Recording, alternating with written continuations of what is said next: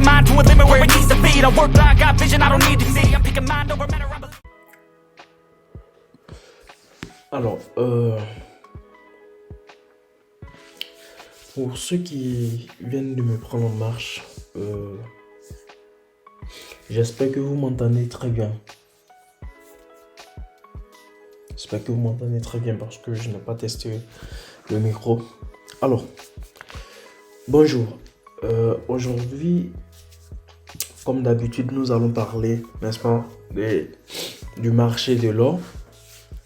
Et comme vous le savez très bien, comme ça se passe, nous allons dans un premier temps faire le rappel, n'est-ce pas, de ce qui s'est passé la semaine dernière sur le marché de l'or. Et ensuite, penser, n'est-ce pas, à faire l'analyse, n'est-ce pas, du marché de l'or pour la semaine prochaine. Alors, je m'excuse pour la vidéo dernière parce que, comme vous l'avez constaté, j'étais un peu souffrant.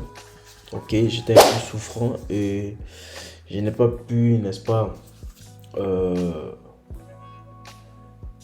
me présenter physiquement dans la vidéo. Donc, j'ai dû faire un screen recording, right? Donc, j'ai juste enregistré, n'est-ce pas, mon écran et j'ai publié. Donc, je m'en excuse. Aujourd'hui, pour la santé, ça va, il y a du mieux. Et merci également pour vos prières, et de près même de loin. Alors, passons à l'essentiel, ok? Passons à l'essentiel. Tout d'abord, nous sommes déjà sur notre graphique de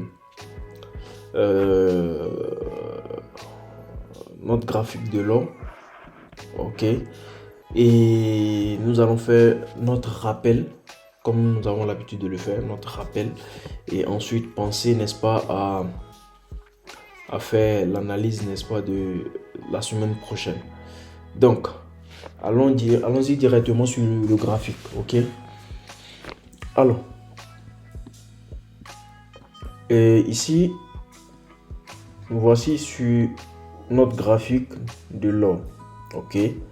Et la semaine dernière,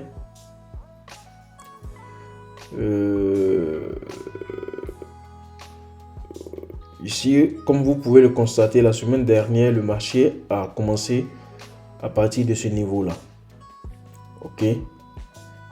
À partir de ce niveau-là, ok. Et comme vous pouvez bien le voir, excusez-moi, comme vous pouvez bien le voir, ok, lorsque le marché était à ce niveau, je vous ai parlé du férié, n'est-ce pas, qu'il devait, n'est-ce pas, avoir, et, n'est-ce pas, le marché allait, n'est-ce pas, s'ouvrir en réalité à partir de ce niveau-là. Donc c'est ce qui a été fait. Vous avez vu un peu la direction du marché, ok.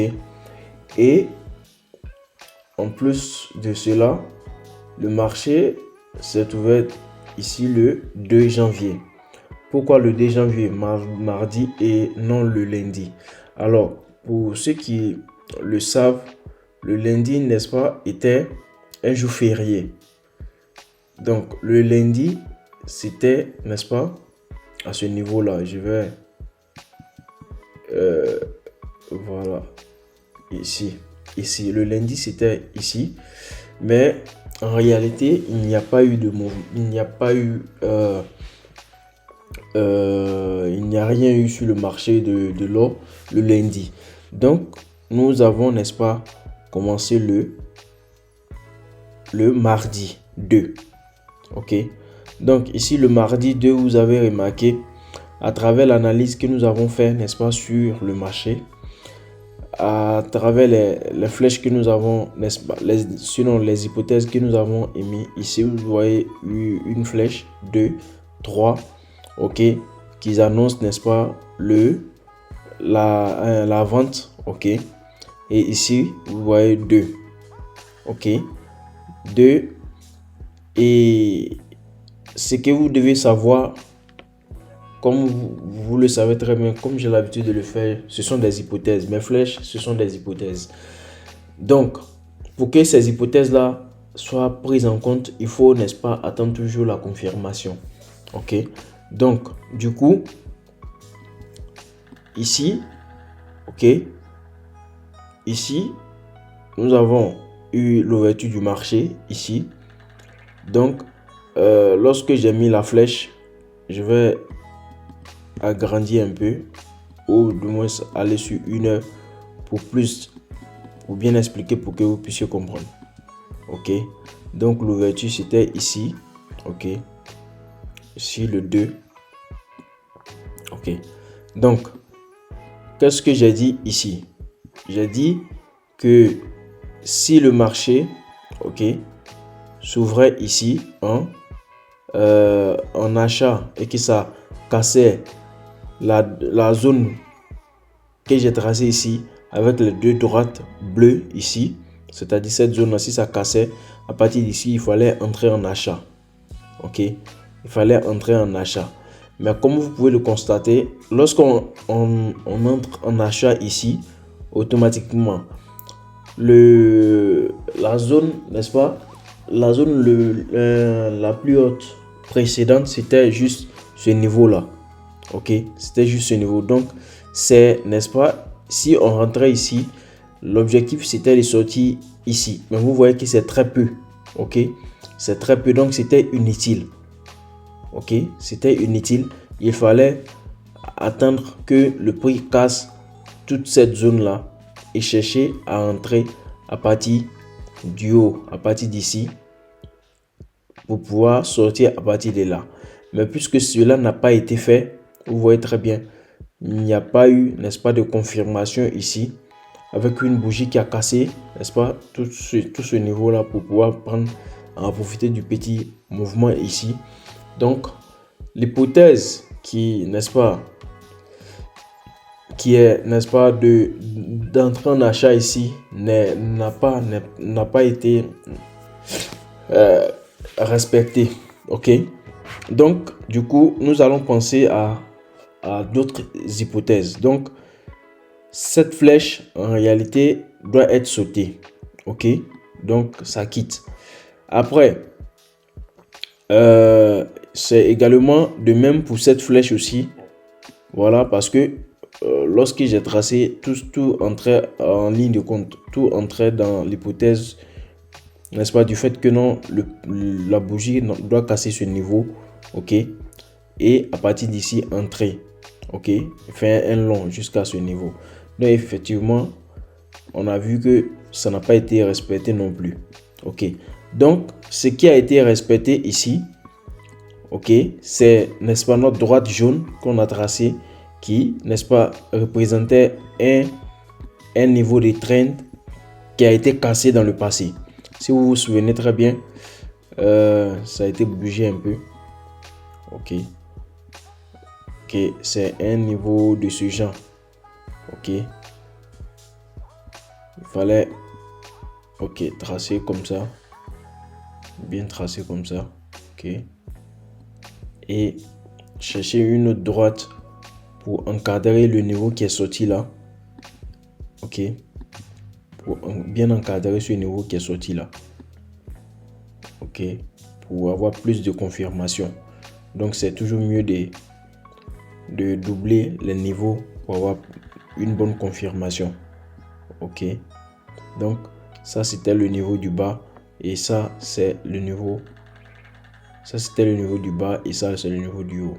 Donc ici, il fallait attendre que la bougie casse ces deux droites jaunes qu'il vient de tracer là et faire un backtest si possible où on entre, n'est-ce pas, après la confirmation.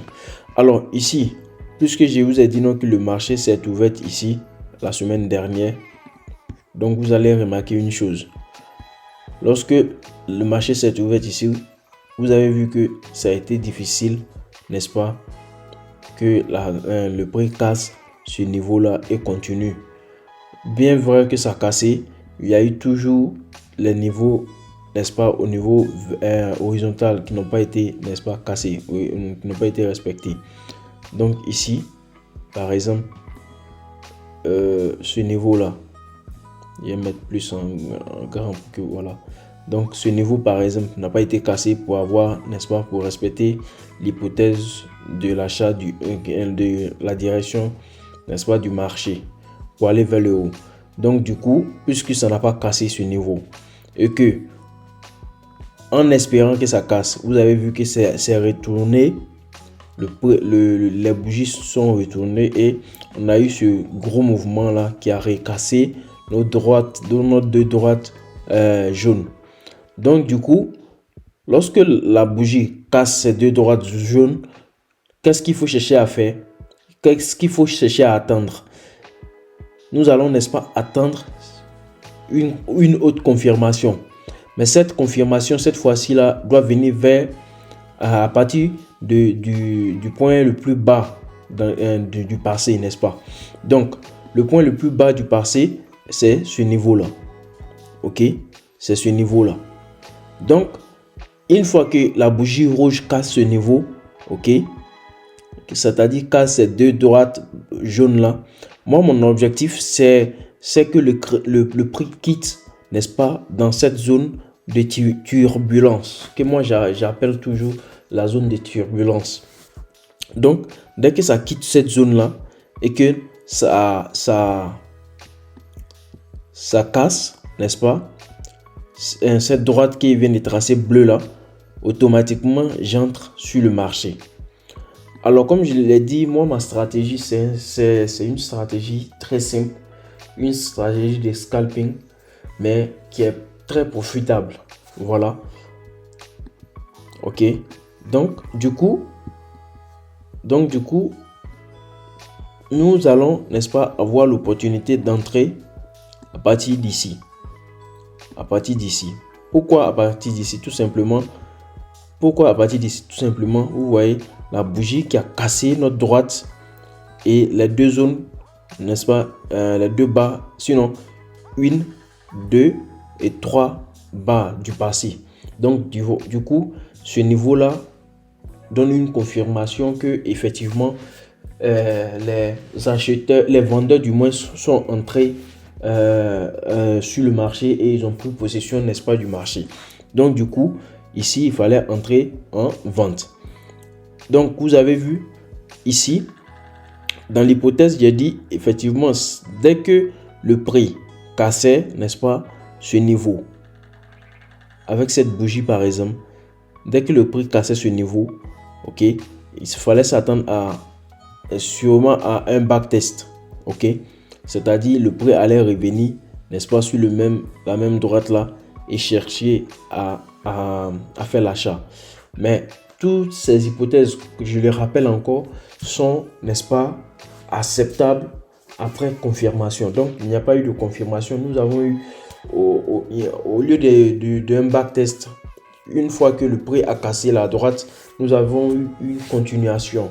Ok, donc puisque nous avons eu une continuation, donc nous suivons directement le train, nous suivons le marché. Donc du coup, nous entrons avec notre première position ici. Deuxième fois, nous entrons encore avec notre deuxième position et avec l'objectif de sortir à ce niveau-là. Ok, mais lorsqu'on arrive à ce niveau et qu'on voit que le marché, n'est-ce pas, continue sa route, c'est inutile de sortir. Nous attendons encore, nous en profitons, nous profitons, n'est-ce pas, du marché.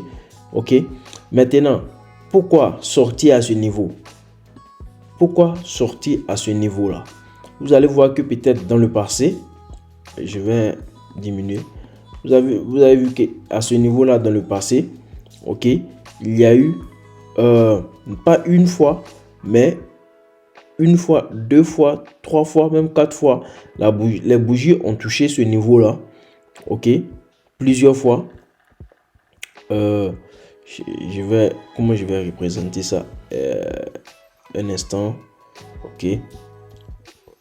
Dans le passé, vous voyez ce niveau-là. Dans le passé, voilà, ok.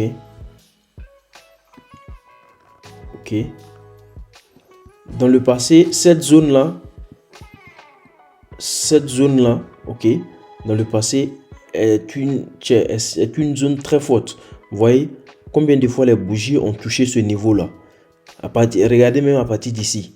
Plusieurs fois. Donc ça veut dire quoi? C'est-à-dire, il était fort probable que une fois que le prix arrive, le marché arrive à ce niveau-là, ça puisse rebondir. Donc voilà pourquoi lorsque le prix arrivait à ce niveau-là, ça rebondit. Regardez un peu ici. Regardez un peu ici. Donc le marché, c'est ça. Ce n'est rien d'autre que l'histoire qui se répète. Ok? Et lorsque l'histoire ne se répète pas, il y a, n'est-ce pas, le présent qui constitue, n'est-ce pas, que moi j'appelle souvent le truc, le breakout. Ok? Le breakout de la résistance. Et cette même résistance qui a été, n'est-ce pas, cassée là, dans le futur deviendra, n'est-ce pas, le passé. Et lorsque ça devient le passé, ça peut créer, n'est-ce pas, une base arrière pour le futur. Ok, pour le mouvement du marché. Donc, c'est ce qui s'est passé ici. Donc, automatiquement, ici, moi, dans ma tête, puisque je suis entré à ce niveau-là, je savais que ici, il pouvait avoir, n'est-ce pas, qu'on appelle un renversement, c'est-à-dire un renversement du marché, c'est-à-dire le marché pouvait retourner contre nous. Donc du coup, moi mon prochain, n'est-ce pas, take profit était à ce niveau-là. Voilà. Et pourquoi à ce niveau-là? Tout simplement parce que dans le passé, il y a eu dans cette zone-là, il y a eu ces mouvements-là de blocage, voilà, des résistances. Voilà. Maintenant, si jamais le prix cassait ce niveau-là avec la bougie, si ça cassait effectivement la bougie, il allait peut-être avoir ce qu'on appelle le backtest. C'est-à-dire quoi? C'est-à-dire le prix, n'est-ce pas, allait faire un jeu de ce genre-là un instant. C'est-à-dire le prix allait venir jusqu'ici par exemple. Ça allait faire ça, ce mouvement-là, ça allait faire un backtest.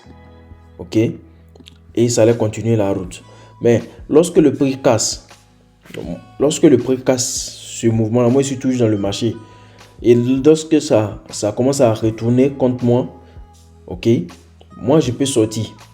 Ok, je peux sortir. Et qu'est-ce que je vais faire? Ok, moi je vais sortir. Dès que je vois que le prix est en train de retourner contre moi, je sors toutes mes positions. Et qu'est-ce que je fais? J'attends, ok, le backtest et j'attends que le prix casse la droite qui vient de tracer, parce que quoi, dans le passé, il y a eu, n'est-ce pas, cette base-là qui a été créée que le prix va casser. Si le prix casse net ce mouvement-là, moi je peux entrer au même moment que le prix casse ce mouvement pour pouvoir bouffer un peu, tu vois, cette zone-là. Donc c'est un peu ça. Un jeu d'enfant, voilà, mais seulement que il ne faut pas abuser, il faut savoir où est-ce qu'il faut sortir. Ça, c'est très important, n'est-ce pas, en trading. La manière dont j'explique, ça a l'air très facile, mais ce n'est pas facile. Voilà, parce qu'il faudrait être vraiment vigilant et être aussi rapide si c'est du scalping vous voulez faire avec cette méthode-là. Ok. Et alors, nous allons passer, n'est-ce pas, à l'analyse, n'est-ce pas, de la semaine prochaine. Ok. Alors, la semaine prochaine, nous sommes à ce niveau-là. Ok. Le marché s'ouvre le 8 janvier. Ok. Et ça se ferme le 12 janvier. Ok. On va mettre le dimanche 14 pour, n'est-ce pas, pour bien fermer la zone. Donc, entre du 8 janvier jusqu'au 12 janvier, tout le mouvement, tout ce qui va se passer sur le marché de l'or se passera dans dans cette zone, dans l'intervalle qu'on vient de tracer, c'est-à-dire du lundi vendredi. Ok. Alors, je vais supprimer ces deux flèches là. Ok. Ça, c'est du passé. Ok. Alors, nous sommes, n'est-ce pas, à ce niveau. Nous sommes, n'est-ce pas, à ce niveau. Ok. Qu'est-ce que nous constatons? Alors, nous constatons que nous sommes, n'est-ce pas, sur un mouvement, n'est-ce pas, de comme un range au fait. Voilà. Sans oublier effectivement que aujourd'hui il y a eu ce qu'on appelle le NFP, je pense bien, le premier vendredi de chaque mois. Donc je pense bien qu'il y a eu NFP à ce niveau là. Voilà pourquoi vous voyez cette bougie là qui, n'est-ce pas, cette bougie là comment on appelle, a fait vraiment un grand mouvement. Ok, donc je vais représenter ce niveau là ici. Donc le niveau du NFP. Ok, nous étions, n'est-ce pas, au niveau très bas. Voilà, vous voyez très bien, nous étions ici. Ok, et il y a eu achat.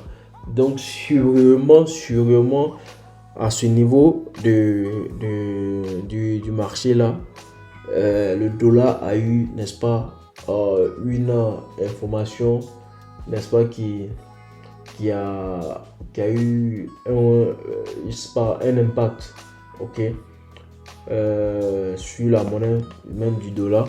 Ok, donc ici je pense bien que le marché est allé en faveur, n'est-ce pas, de l'or. Voilà, donc voilà pourquoi nous avons eu ce gros mouvement là. Ok, alors bref, pour la semaine prochaine, puisque nous sommes sur ce marché là, pour la semaine prochaine, la chose qui peut-être va se passer sur le marché, c'est, n'est-ce pas,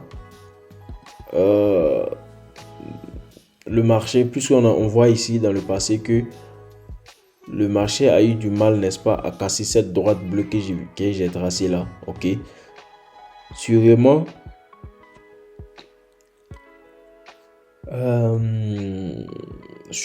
à ce niveau là il va avoir peut-être un mouvement de vente encore. Ok, et après peut-être il peut y avoir un backtest. Ok, à ce niveau là.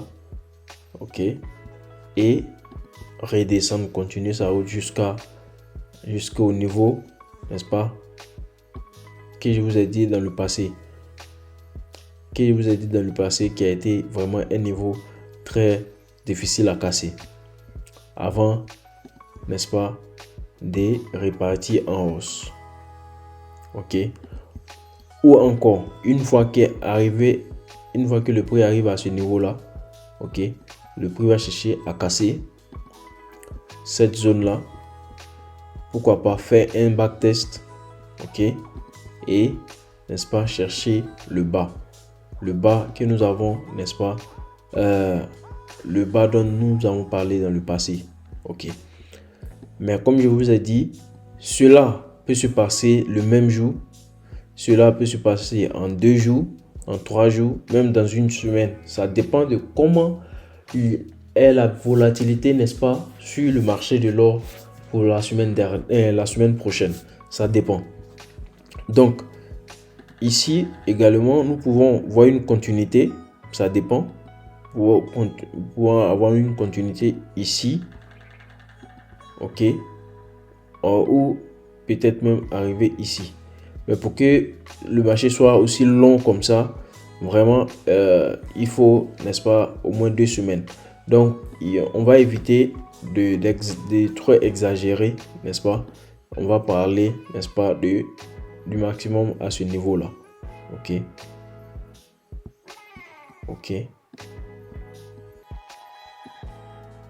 maintenant ici, puisque nous savons que dans le passé le marché a touché ce niveau, sûrement si jamais ça cassait sur cette droite bleue là, si jamais le marché cassait cette bleue là, cette droite bleue là, ça va faire ceci, ok, et chercher un backtest avant, n'est-ce pas, d'aller vers le haut et trouver l'ancien niveau que ça a créé. Alors, ça c'est un peu l'hypothèse de la semaine prochaine. Mais comme tout compte fait, je vous ai toujours dit, il faut attendre, n'est-ce pas, ce qu'on appelle le backtest. Ok, mais la probabilité que le marché continue toujours dans sa lancée de baisse, je pense que je pense bien que l'hypothèse, n'est-ce pas, que le marché continue dans sa baisse est plus élevée au fait, plus élevée. Mais tout compte fait, il faut toujours attendre, n'est-ce pas, la confirmation des bougies, ok, avant, n'est-ce pas, de chercher à valider, n'est-ce pas, notre entrée. Alors, comme vous le voyez et comme vous le savez tous, moi, je fais toujours l'analyse sans, n'est-ce pas, des indicateurs. Alors, pour ceux qui ont l'habitude, n'est-ce pas, d'utiliser les indicateurs, c'est bien, ok, c'est bien. Si vous trouvez, vous vous sentez mieux là-dedans, c'est mieux. Et pour ne pas faire des erreurs au niveau des entrées, ok. Donc c'est déjà une bonne chose. Mais,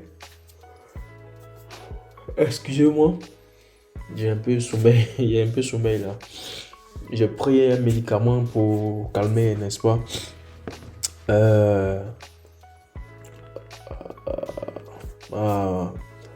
mon mal, mais ça me fait bailler, donc ça me donne un peu le sommeil. Donc, bref, je pense que nous, on va pas trop s'attarder sur l'analyse du marché de la semaine prochaine. Et tout compte fait, comme je l'ai toujours dit, je l'ai toujours répété, le trading est très facile. Ok, tout dépendra de vous. Le trading au même moment est très difficile et tout dépendra également de vous. Ok, ça dépendra de comment vous, n'est-ce pas, vous entrez sur le marché, quelle stratégie vous utilisez, quel type de trading, quel type de trader vous êtes. Ok, si vous êtes scalper, si vous êtes swinger et autres. Ok, tout dépend de des options du moins que vous choisissez. Ok, voilà pourquoi c'est un terrain qui est vaste. Ok, c'est un terrain qui est vaste. Alors, comme d'habitude, moi je ne vais pas trop perdre le temps, n'est-ce pas.